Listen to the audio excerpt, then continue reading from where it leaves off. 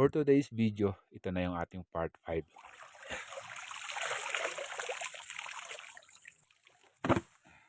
March 16, 2026, nung sinimulan natin tong i-workshop. Recap muna tayo para sa ating part 1, kung saan nga binabad natin tong ating punong azalea sa tubig ng 24 oras. At sa ating part 2 naman, inahon na nga natin sa pagkababad ang ating puno. At sa oras na rin na to, sinimulan na nga natin siyang i-setback.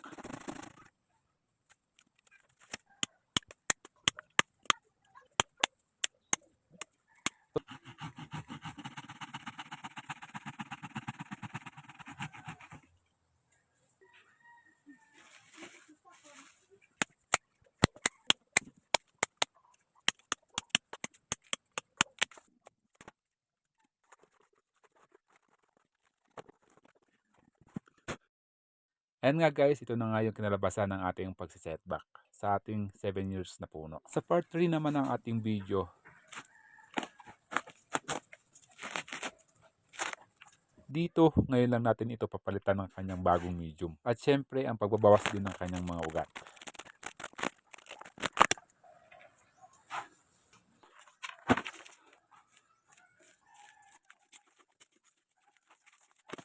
Sa 7 years nating hindi nagpapalit ng ating medium mga idol, ganito nga ang kinahinatnan ng ating puno. So advice na rin sa atin ng ating mga master, maganda magpalit tayo ng ating mga medium once a year.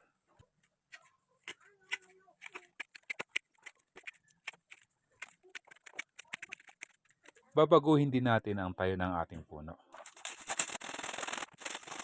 So yan guys, sa ating part 4 naman, ganito na nga magiging bagong tayo ng ating puno. Oras na para may tanim itong ating materyales sa kanyang bagong training pot at bagong medium.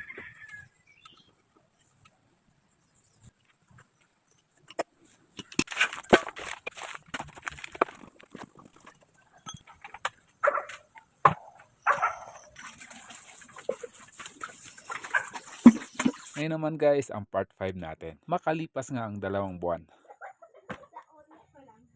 At ngayon nga ay May 12, 2026. Ipapasulap ko nga sa inyo kung ano yung update natin sa ating puno. Sa ating mga last part kasi na videos mga idol, maraming ang nakapagsabi na hindi daw mabubuhay ang ating puno. Dahil daw sobrang nasaktan ang mga branches pati na rin ang mga ugat nito. Alam naman natin kung ano yung mga masiselan sa hindi maselan ng mga puno. Kaya napaka-importante mga idol, alamin nyo ang mga ugali ng mga bonsai nyo. So ito na nga yung update sa ating azalea.